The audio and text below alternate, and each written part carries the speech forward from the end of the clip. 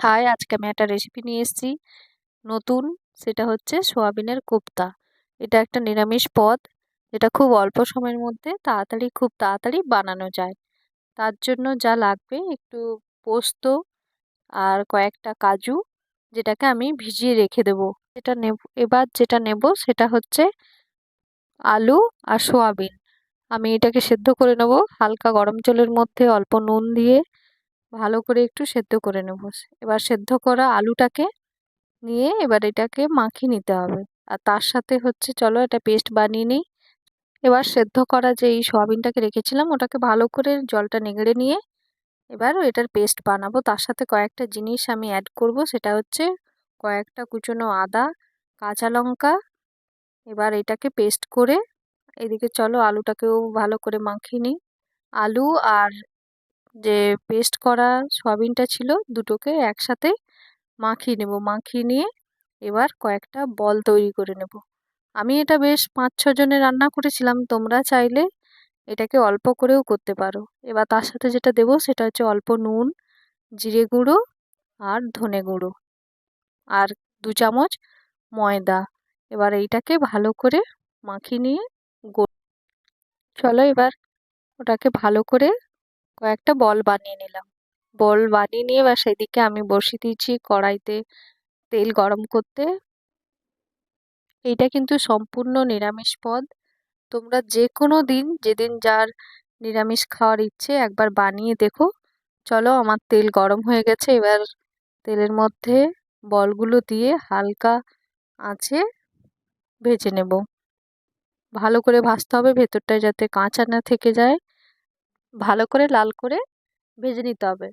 দেখতেই পাচ্ছ আমি কেমন করে লাল করে ভেজে নিয়েছি।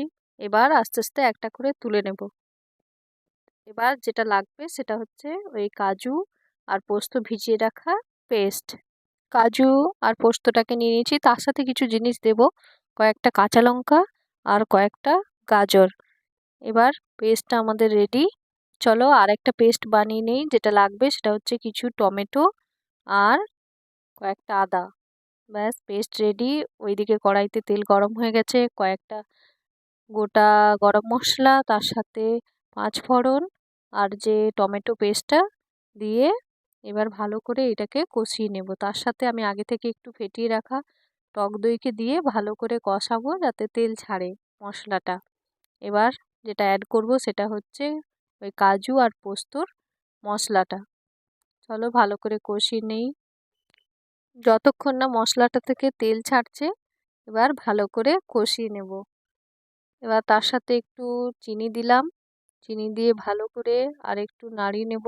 গ্যাসের ফ্লেমটা কিন্তু আমি লোতেই রেখেছি। এটা লোতে করেই রান্না করতে হবে। আর চিনিটা দেওয়ার কারণ হচ্ছে যাতে পেস্টের কাঁচা গন্ধটা চলে যায়। এবার এবার এই মশলাটার সাথে যেটা অ্যাড করব সেটা হচ্ছে একটু গরম মশলা, আবার একটু জিরে গুঁড়ো আর তার সাথে একটু ধনে গুঁড়ো।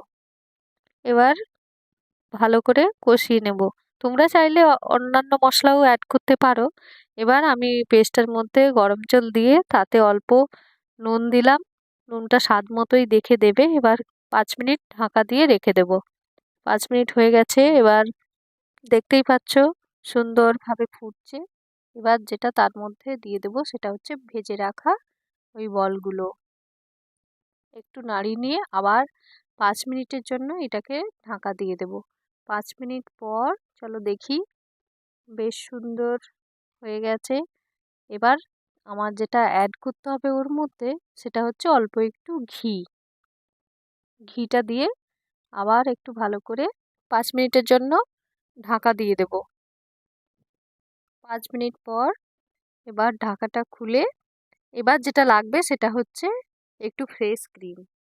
ফ্রেশ ক্রিমটা দিয়ে ভালো করে সাজিয়ে নেব। কি বলতো, ফ্রেশ ক্রিমটা দেওয়ার পর খেতেও যেমন টেস্ট হবে আর দেখতেও তেমন সুন্দর লাগছে। চলো আর একটু 2 মিনিটের জন্য ঢাকা দিয়ে দেই। ঢাকা দিয়ে এবার 2 মিনিট মতো রেখে ঢাকাটা খুলে দেখতেই পাচ্ছ সুন্দর একটা আমার সোয়াবিনের কোপ্তা রেডি। এটা ভাতের সাথে আমি পরিবেশন করেছি। তোমরা অবশ্যই ট্রাই করবে। খুব সহজেই, খুব তাড়াতাড়ি একটা সুন্দর নিরামিষ পদ রেডি। টাটা।